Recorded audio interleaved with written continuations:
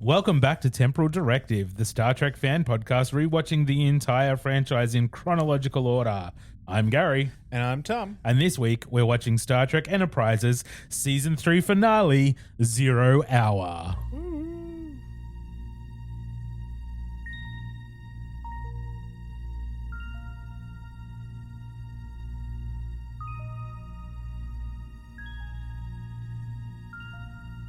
Star Trek, the ultimate franchise. These are the podcasts of the Wakefield brothers.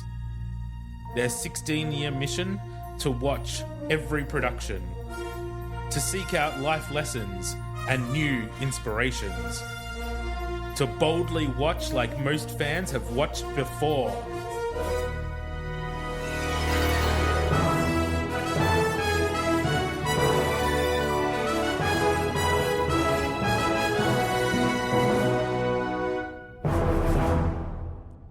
Zero hour, we're down to the end of the season. What a shame. Are you excited that we're getting close to the end of Enterprise? Yes. I know you're not a fan. Yeah. But this is still the first time you've watched it. Yeah, I know. And that's what I was going to say. I was just about to say. I mean, I'm glad and I understand why I haven't been able to get through it.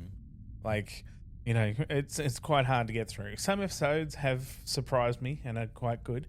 But on the whole, it's not great. How's your week been, Tom? What's been happening? Pretty good, actually. The new structure at work, my hours are fantastic. I am absolutely loving them. Yeah, you mentioned that last week. That's good. That's good. I'm continuing to love it. But yeah, no, pretty good. Nothing overly exciting. Although I don't know whether I told you, but I'm actually building a Dalek. A half-size Dalek. I've got a subscription to one of those magazines. You know, those magazines have been out for years. Partworks, I think it's called. Hatchet Partworks. So I'm building a half-scale Dalek that's all metal and everything. It's freaking awesome. Cool. So the last one I got was it actually had the little alien, little alien Dalek creature that sits inside it. Yeah, I got that piece. It's pretty cool. Oh, that's cool. Yeah, so that's coming along. I think there's 200 or 300 actual magazines. I got a ways to go. Jesus Christ. I think it adds up to $3,000. I was gonna say, what's the cost? Yeah, it's it is $3,000. Holy shit. That's they almost advertise it as how much it's gonna cost. But it's $3,000 over a year and a half or something. So that I can do. $3,000 all at once, a little hard to do. Holy shit. I could build a full size Dalek for that price. Probably. But this thing's pretty cool. I've been impressed with it so far.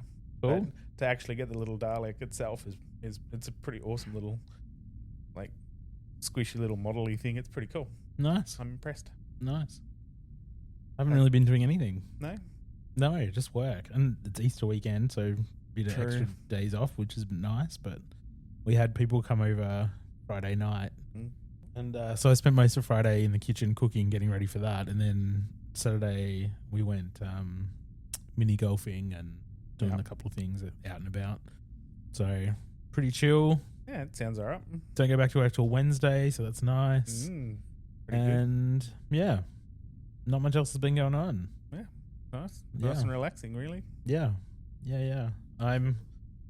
What are we, 2 months back from Disneyland, and I'm dreaming about going back. So I'm trying to figure out how to make that happen. You know, the more you talk about it, the more I keep looking at Disney myself. It's a problem. This is why we should go. You're infecting everybody with your Disneyness. We could go together and split some costs. It just makes sense. We could even do an episode of this podcast from Disneyland. From Disney? Yep. We could take a little recording device. My biggest problem is the amount of money I would spend when I'm there. Do you know how much of the merchandising that I've been looking at? It's mostly in the Batuu. It's Batuu, right? The Star Wars Galaxy Edge. Correct. Yeah.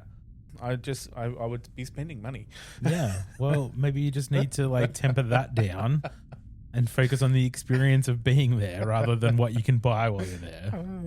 I don't think I bought that much while I was over there last time. No, the Disney itself would be amazing. I would be just like you and lost and in awe. Yeah. Anyway, this sadly is not a Disney podcast. Maybe another time. no Trek news. Still no updates or anything on what's going to happen with the future of the franchise. Nothing much moving, which is a bit sad for the 60th anniversary. We haven't had much good news, but anyway. Well, this week's episode is called 0 Hour. It is the season 3 finale. woohoo. Written by Rick Berman and Brennan Braga. Directed by Alan Kruger. The original air date was May 26th, 2004. And the IMDb synopsis reads... Archer takes Degra's ship to try to prevent Earth from being destroyed and gets some unexpected help. Enterprise tries to destroy Sphere 41, but the Sphere builders know about the plan. Well, they sort of know things. Well, they can see timelines and shit, Yeah. right? But yeah, that's where the last episode Left. ended, right? Enterprise was off to destroy the Sphere. Archer and a couple of people were on Degra's ship to go and meet the weapon and stop it and whatever else. So, yeah. So this synopsis didn't really give us much extra news except that the Sphere builders are probably going to go after Enterprise. And someone's going to help Archer. I mean, he's a bit of a dick, so who's going to help him? I wouldn't. I'd be like, it's your own problem. Yeah. Well, that's like, fair. he's only stolen shit and fucking killed people. So, who would care? Well, I mean, the Sulabans are there somewhere, so, I mean, they could help. The Sulaban want to help him? Well, what's his name seems to like him? Dillik. Ah, there you go. He seems to like him.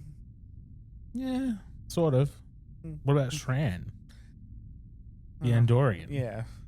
Shran. Yeah, Shran. He usually shows up. He already showed up in The Expanse to try to help Archer once. True. So, yeah. Anyway, this was the last episode of Enterprise to be filmed on film stock. Season 4, they moved to digital. Wow. Yeah. So that's the last one that can be upgraded to high definition. They filmed in high definition next season. But yes.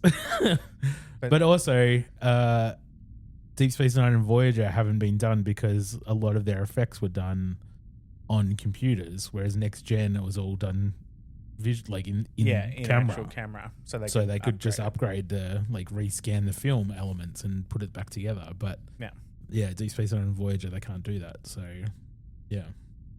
Anyway, let's go watch it. Radio. And we're back from watching 0 Hour. Tom, what did you think?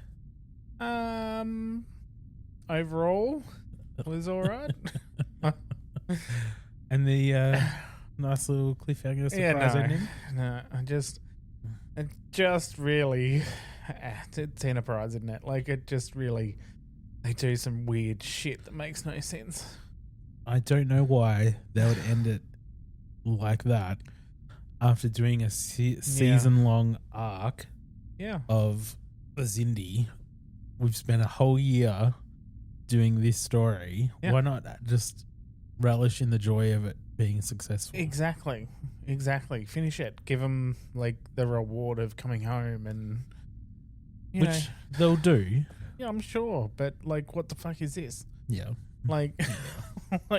Ending in the Buffy world makes no sense.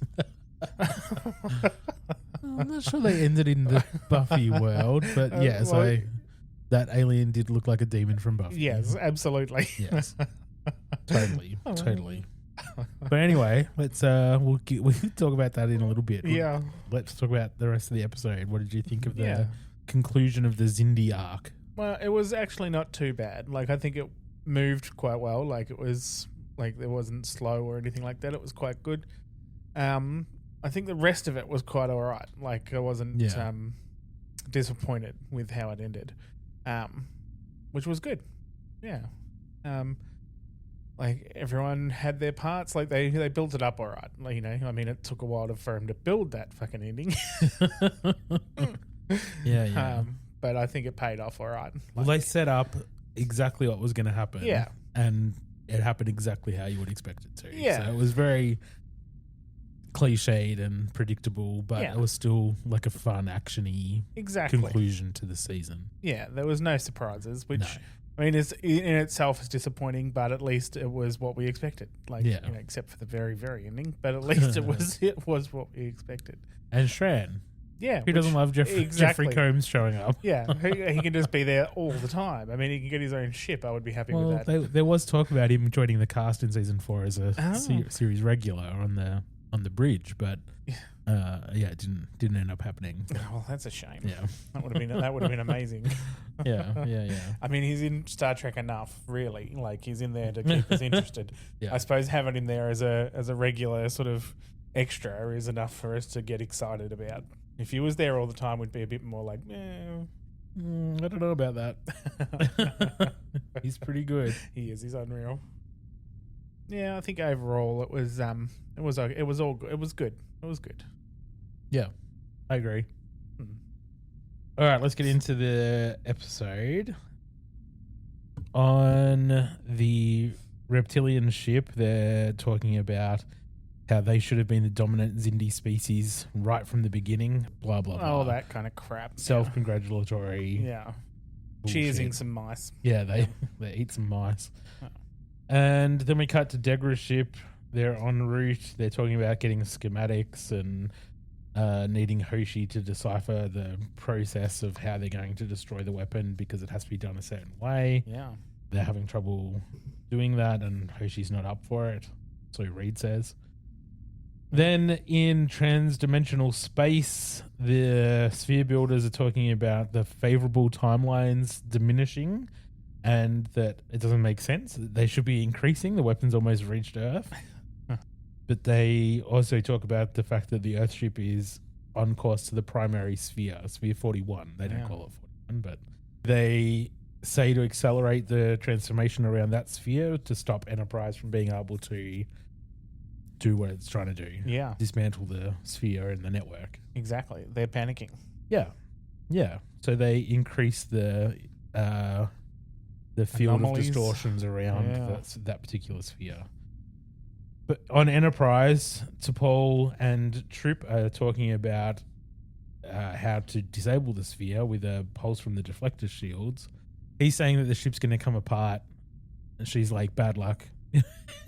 You better do something to fix it because That's it. we don't have a choice. Like, It's not just your planet. it's going to be the entire fucking Region. galaxy that's Yeah. going to be destroyed by these sphere builders if we don't do this. So if it breaks the ship apart, it breaks the ship apart. Yep.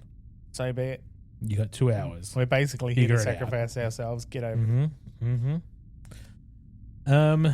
On the bridge, Travis has picked up all the extra anomalies around the sphere, and bad luck. That's it. They just acknowledge that they found it.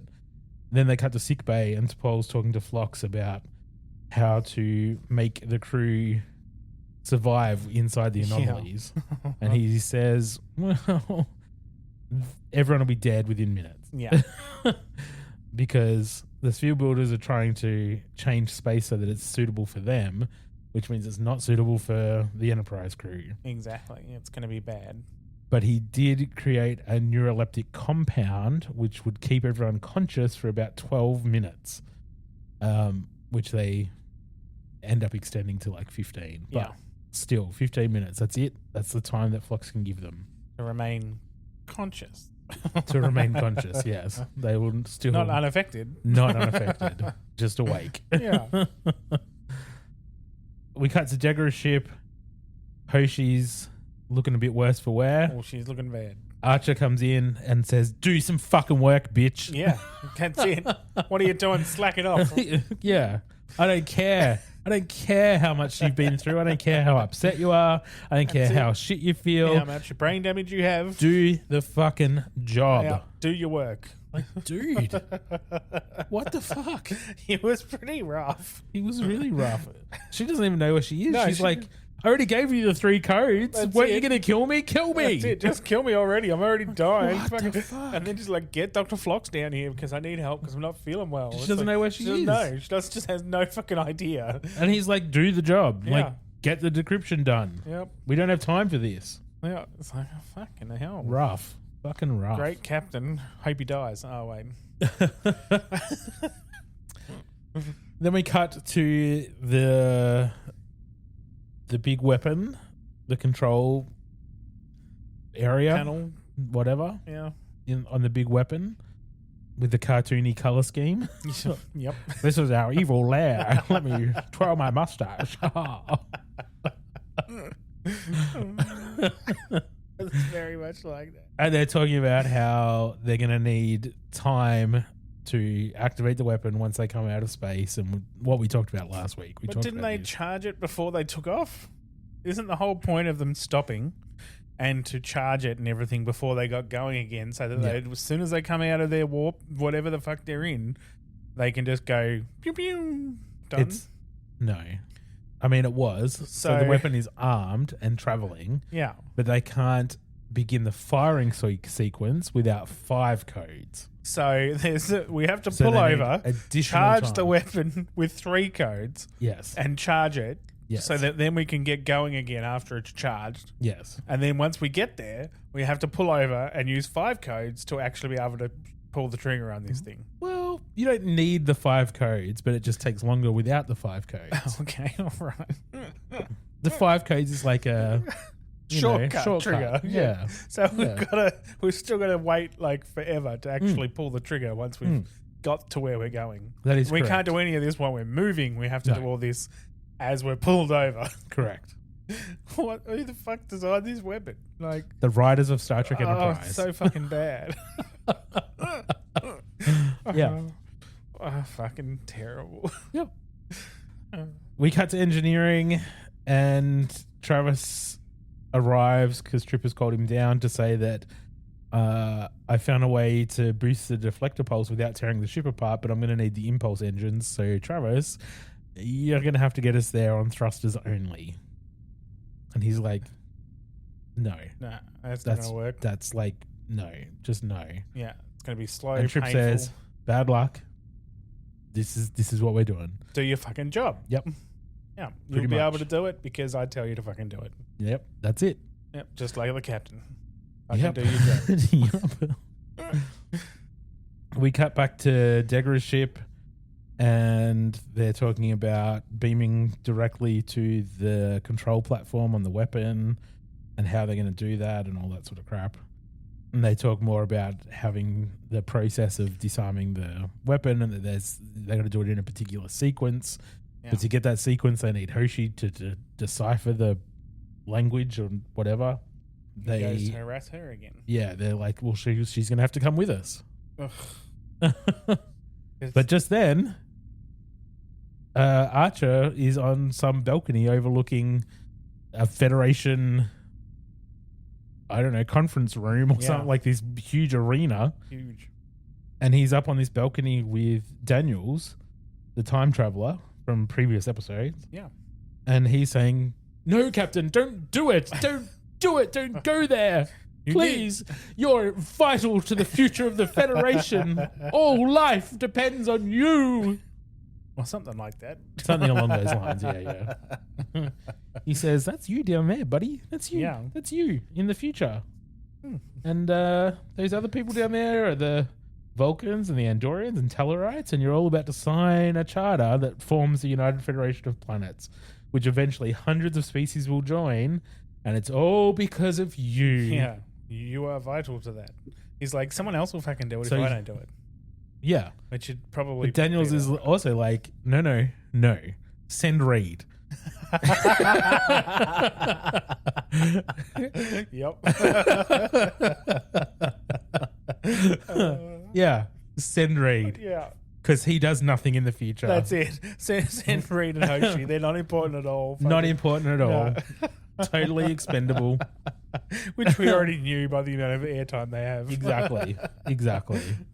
Ridiculous. They would never have said that about Sulu. No. No.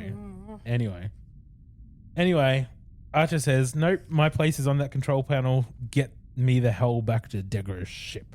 Mm-hmm. We cut to sickbay.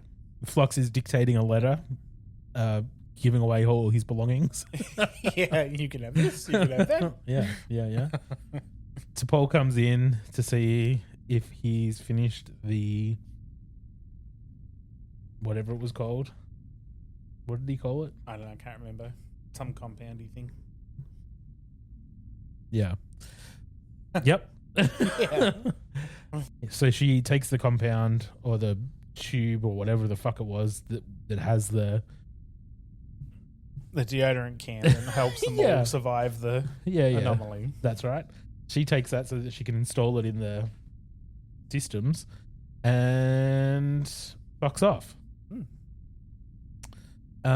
Travis calls down before they can get into too much of a conversation and says that we're approaching the coordinates. And then we cut to the bridge. Phlox is now at Reed's station and they're getting ready to release the compound so they can go into the anomaly and get started. We see a shot of Degra's ship in the vortex while we get a captain's log saying that they've got a plan. Hoshi has been decrypting the schematics. And then we cut to Hoshi's room where he tells her, "You're coming with us." Yeah. And she... I don't have any other choice. I'm taking you with me. Pretty much. And then she starts talking about when you first came to see me in Brazil, I was sick and I feel sick again. And he says, well, once we get back, you can go on some R&R in Norway or Canada or somewhere that's not tropical and has no reptiles. Has no reptiles.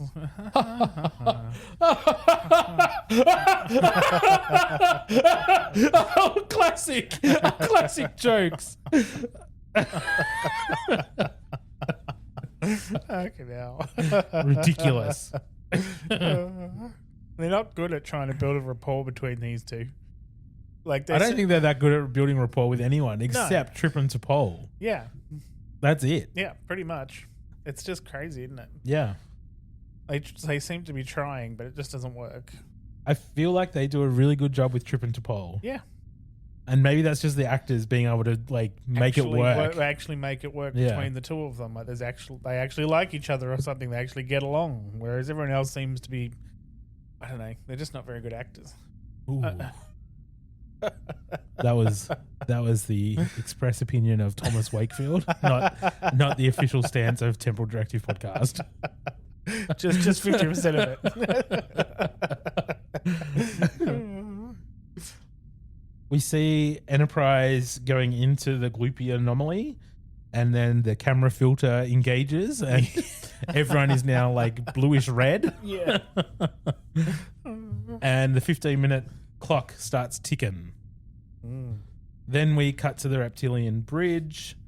They're about to drop out of the vortex and into normal space and initiate the firing sequence. So they drop out. Scan the area. They find one small orbital station that's unarmed. Yep. And No then they have a look vessels. at Earth. Yep. They're like, "Oh, it's pretty." Blue. Look at all the water. The aquatics would feel at home here. Yeah. If they swam in salt water. Which they might. We don't know. We No. didn't ask. No, we didn't ask. But, you know. Give them a call. Yo, aquatics. What up? Your water be salt, bro? Is salt water or fresh? And because the firing sequence takes so fucking long, they decide to go and blow up the fucking satellite. Yes, they do. They've got time. Yeah. So while the weapon's charging, they take their little reptilian ship and head to the Orbital station. orbital station, Yosemite 3, Yep. and blow it the fuck up just cause. Because they can. Because they got Yep. nothing better to do while they wait for this Pretty much. weapon to finally be able to fire. But Archer sees this happening as well and says there's 30 or 40 civilians on board that station. So You can't he warn them. tries to hail them, but they just can't get through. Yeah. On the bridge of the Enterprise, we see everyone start to look all dry and crackly, kind of like old porcelain dolls. Yeah. Yeah. And they're approaching the weapon. They've got 11 minutes left. So they're really building the tension, and they're doing a good job of that, actually. Yeah, they are. It's really good moments. Yep. because Enterprise is at the sphere and they've started firing at the sphere builders now can transport to Enterprise because the space in that area has been changed to support their life. Yeah. So they show up in engineering and start like pulling shit apart, like really Shooting little energy balls too. They've got like the old TV show Spellbinders. Yeah, and they're wearing the outfits. I mean, it's basically Spellbinders at this point. And they can put their hands through the equipment and stuff and start fucking about with the internal bits. Yep, they're causing a bit of chaos. They do cause some chaos. They lose some power. Everything starts to run a little bit slower, but that time is still ticking. Yep. Then we cut back to the reptilians. They say that Degra's ship has just dropped out of the vortex and into normal space, but they haven't upgraded their weapons, so they think that the people on Degra's ship are pathetic, so they go after them. Yeah. Stupid. On Degra's ship, Archer and the others are talking about how close they need to get to the weapon to beam aboard, and that it's going to be difficult to do. And then another ship approaches at high warp, and they're asking for Archer, and it's Shran. Yay! He says, "You're not using your head, pink skin." That ship you're on is no match for the reptilian. Anyway, Shran's there to help, so that's good. Yeah, because they're about matched with the reptilian ship. Yeah. Which is perfection. Awesome. Convenient, right? I mean, what? Yeah, that's it. That's it. Back on Enterprise, the deflector pulse is failing. It's starting to shoot intermittently because the sphere builders are still beating people up and shooting people with their energy balls and fucking up the equipment. Yeah. Phlox tells the Makos and security teams to modulate their weapons to a particular frequency because that is what should damage them or stop them. Yep. Because he's been doing research on the one that was in the sick bay earlier on. Correct. Yep. So he's hoping his memory serves well. Yeah. It seems to work. Back at Earth, Shran's ship is sort of shielding Degra's ship so that they can get towards the weapon. So Shran's taking the brunt of the force and Degra's ship is hiding sort of underneath it. Yeah. And they go towards the weapon, they beam over, and Shran and Degra's ship starts flying away from the weapon to draw the reptilian ship away from the weapon. Yeah. And on the weapon control area, we see a couple of the reptilian lieutenants just standing there working, and then they look up and there's Archer and Hoshi. And before they can pull weapons out, there's Makos on the sides that shoot them, and they're dead. It was a good scene. I liked that. Was good. Yeah. Because they were oh, shit, like, there's someone here. What? And then, but really, no intruder alert? No. There's no sensors or anything? Well, they probably never sensors? thought that anyone would actually be able to get on there. I guess. But so, I mean, with all these like protocols of stopping it and firing it and all this shit, they were like never put in an alarm to tell you that someone that shouldn't be there. Bizarre. Once the reptilians on the control platform are dead, Archer and Hoshi get to work moving these big lighted rod things. They got to be turned upside down in a particular order, but only 4 out of the 5, and then you got to dismantle the reactor, and then you do the 5th one. Yeah. Because that makes perfect sense. Yeah, because that's how you do it, guys. Yeah, of course. Important. Yeah, of course. If you don't do it that way, it locks you out. Pardon me. If you don't do it that way, it locks you out and you can't do anything. Of course. Yeah, because all the work you've done beforehand would be moot and it would just keep going the way it was going to go in the first place. Sure. Yeah. That makes perfect sense. Yeah, doesn't it? Anyway, that's what they're doing. So they get to work. Because you wouldn't just want a big safety button to make sure that you could shut the whole thing down if the whole thing was having a fuck up. You wouldn't want to just go, holy crap, here's my code that's 4 numbers and a big button for shutdown emergencies. Wouldn't want that on a fucking big ass weapon. Nope. Ridiculous. Anyway. Anyway, they get to it. Reptilians are fighting the Makos and whatever else. She's trying to read through the protocols, whatever. They're doing all that. Yeah. A couple of Makos die. Yeah.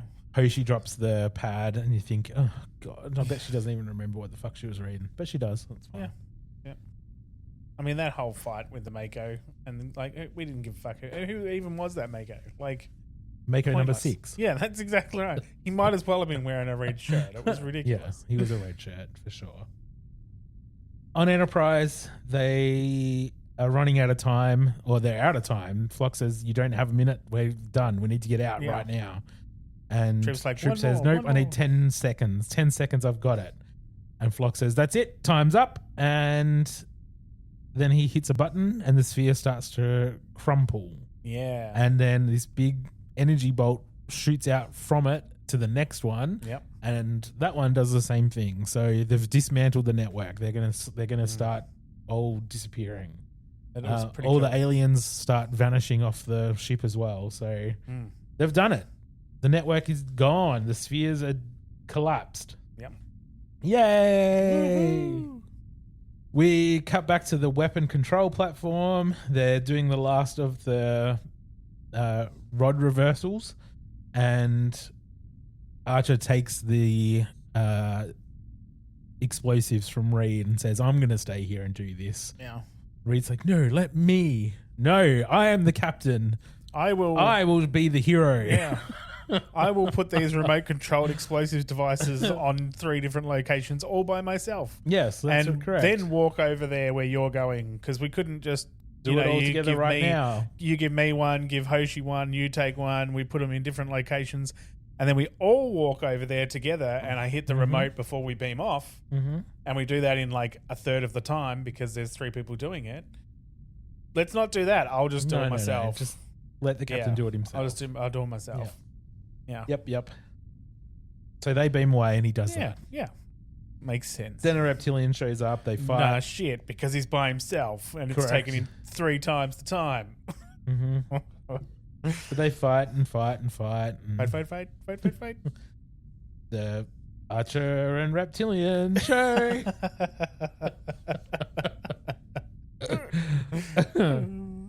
While they're fighting, we also see Shran destroying the reptilian ship. So whoever's left on the weapon, they have nowhere to go. So, yeah. On Degra's ship, they can't get a lock on the captain. They say he's too deep within the weapon, but he finally beats the reptilian dude by putting a spare explosive on his back and then hiding behind a pole and hitting the detonation button, and the guy explodes. Yeah. Very, very cool. Yeah, it was pretty cool. Yeah. I was happy with that. And then the weapon starts to explode, and he runs out with all the things sparking and blowing up behind him. Yeah. Very hero shot moment. Yeah. Not looking back, just running. Yep. Running. Yep. And then we get a shot of the Enterprise and Paul's acting Captain Starlog. Apparently it's Valentine's Day, 2152, and they're holding position at the coordinates where they were told to meet Degra. Or Degra's vessel, I should say. But still no word. Trip and T'Pol are in the command center looking at the long-range sensors. They're confirming that the spheres are all gone, that the anomalies are receding, as is the expanse itself. Yeah. The cloud barrier has started to dissipate. And then they start freaking out about not hearing anything about Earth. And Trip makes a comment about Vulcan's not being so tough because her skin isn't healing as quickly as his. And then he says that she looks nice like this, kind of like an old oil painting. Yeah. I was like, that's Okay. fucking weird, but sure. Yeah. Okay. And she says, "I'm not old. I will only be 66 years old on my next birthday." And he's shocked because he's been trying to get her Convinced her to tell him the exactly. age. So he's like, "Why tell me now? Like, why now?" And she says, "To Vulcans, certain information is considered intimate." And he says, "Intimate? And before they can go anywhere else, there is a hail from the bridge.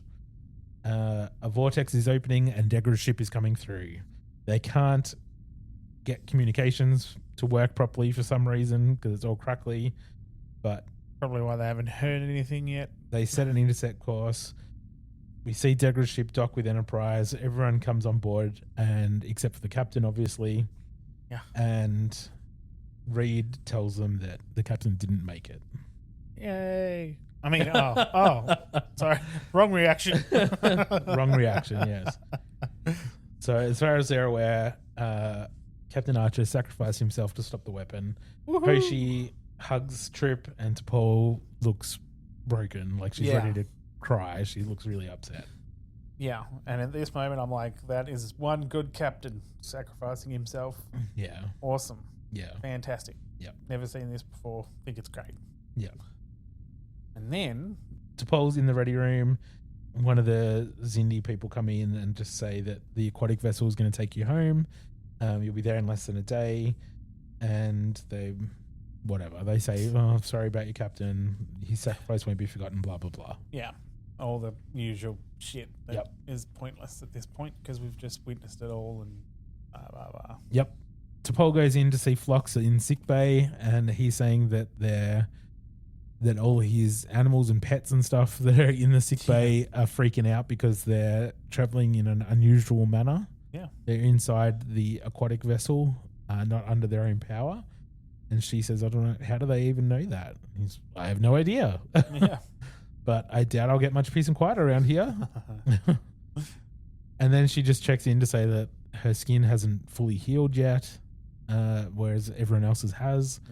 And he says, you just need time. You just need time to heal. And I don't think they're talking about the skin anymore. No. Especially when they start talking about the dog. That's right. Porthos is lying on his cushion with a bowl of food next to him that he hasn't eaten. Yeah. And she asks if he'll be all right. And he says, after a while, he's lost his best friend. It's just a matter of time. He'll be okay again. Yeah. And she says, did you hear that? The doctor says he'll be fine. It's just a matter of time. Yeah, but you could. Her voice was breaking. She did a great job. Yeah, it was good. Yeah. She's like we said, she's like the best character in this whole damn She show. absolutely is. Her and Phlox are the two best. Yeah, but I think T'Pol she's fantastic. She's brilliant. Her and Phlox are just like the only people that should have careers. I'm really harsh with this cast. No, I've noticed. Don't you worry. We see the aquatic ship drop Enterprise off. Yep. They say they're 800,000 kilometers from Earth, so they set a course. They're trying to... they bring up Earth on the view screen and have a look at how pretty it is. And then they try to open a channel to Starfleet headquarters and no one's responding. They can't pick up any of the orbital platforms. They can't pick up the Luna 1 colony. So T'Pol says to Trip, prepare a shuttle pod, go down to San Francisco, find out what's going on, what's wrong. See what's happening. Yep. Our communications are obviously still fucked or something. Who knows? So we see the shuttle pod flying over the Golden Gate Bridge in San Francisco, and Travis says, looks pretty normal to me. Well, it fucking shouldn't, but sure. And it didn't really. No. It just looked like our San Francisco. Didn't look like 24th century San Francisco. 22nd century San Francisco. Travis says there's 3 vessels approaching, and Trip says, oh, finally. Yeah. And opens communication saying, this is Commander Charles Tucker of the Starship Enterprise. You guys gave us quite a... And then they get shot at. Yeah. With bullets. Yeah, actual bullets. Actual bullets. And we see 3, old school airplanes coming up from San Francisco firing at them. Yeah. They're like, what the hell? And then we cut to a field hospital, and there's a bunch of people being brought in that are clearly been injured. There's blood and wounds and bandages. People yelling and screaming. Doctors and nurses and half dead people. Yeah. And then we see a Nazi swastika flag up on the wall, and an officer comes in, and we get dialogues and subtitles because they're speaking German. Mm-hmm. And he says, where is he? And the doctor says, follow me. He was brought in yesterday. He's been badly burned. And then they roll this patient over, and it's Archer, and he's got this big burn on his face. And the doctor asks if any of the officers recognize the uniform. And we see SS officer and another SS officer and then another SS officer. And then we see the last one is an alien that looks like a demon from Buffy in a Nazi uniform. So now we've got Nazi space aliens. Yeah. And that's the end of the episode. Yeah. Yeah. Yeah. It's all going well until that ending. I just don't understand. So unnecessary. I don't.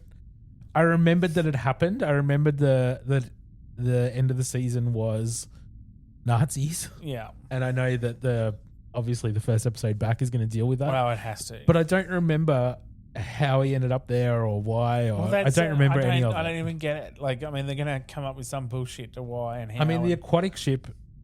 So did the Where's aquatic ship travel to the past? Exactly. Like, how are they going to explain this? I don't know. It makes no sense to me. No. How they're going to explain it, and I'm interested to know how they're going to explain this shit because there's no reason for them to be there. Yeah. Because they weren't dealing with anything to do with time travel except for what's his name coming and showing in the future, Yeah. not the past. Yeah. And then why would they want to take him to the past? Because it doesn't even make sense. Just none of it makes sense. No. Like, so I don't get it at all. But that's the idea of a cliffhanger. Well, yeah. Well, It's to give you some little tease of something so that you come back and go, I need to know what happens next. I don't care what happens next. Like, I don't give a shit. If I never watched it again, I'm not on the edge of my seat waiting to see what this alien Nazi Archer situation is. Archer can stay back in fucking time with the fucking alien Nazis for all I give But a what shit. about the rest of the Enterprise crew? Oh, I you don't want them care. to get home? No, fuck no.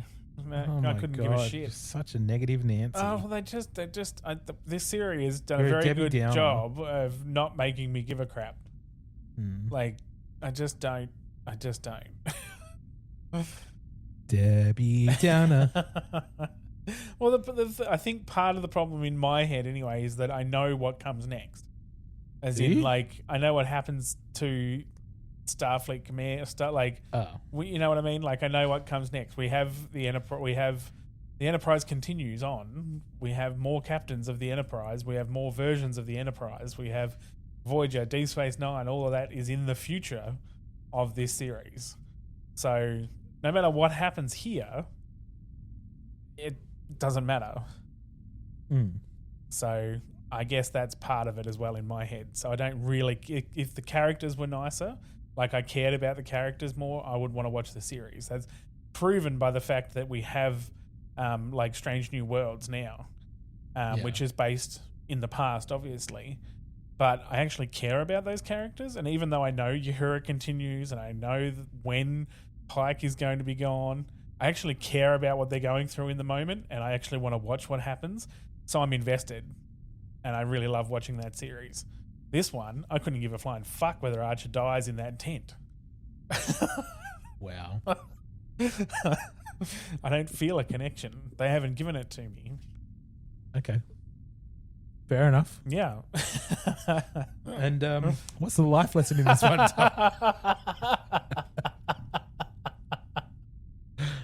That was a great segue into that. Yeah, perfect timing, smooth. I thought so. Yeah, great. Yeah, always follow through with your convictions. How's that? Sure. Even if it results in alien space Nazis. Yeah, that's exactly right. No matter what happens, you're always going to end up with space Nazis. Fucking Jesus. Should we talk IMDb ratings? Our examples of 1 episodes are Enterprise's Extinction and Next Gen's Code of Honor. Examples of 10 episodes are Next Gen's Tapestry and Deep Space Nine's The Visitor. What should we rate 0 Hour? The rest of the episode was actually okay. Like, I actually enjoyed it, but it's not up there. Like, it's not up high. I'm going to say it's probably on par with last week's episode, which was a 7. Is that right? Last week and the week before was a 7. A 7, and it's going to lose points with that ending because I'm like. I was going to say, I feel like the episode was on par with the last 2. So, like, the last 3 episode conclusion of the season is probably a 7 all over. Yeah. But I want to take a point off for that cliffhanger. I'm with you. I think it's shit. So a 6 then? Yep. Okay. Yeah, absolutely. Because that just brought the whole thing to a eye-rolling what the fuck. Yep. Okay. Well, it's the end of the season. Yeah. So how did you feel about the season overall, Tom? Like, we had one sort of ongoing serialized story for the first time in Enterprise, which for me I thought I liked that they tried to do something different. Yeah, like absolutely. I thought that was a good idea. Yeah. I just think that they kind of failed. Yeah, I think they did too. I think it felt like they didn't really know what they were doing, which obviously if it's the first time they're doing it, that Well, I mean, it's not though. Like these are the same creatives and team that worked on like Deep Space Nine and Voyager and stuff.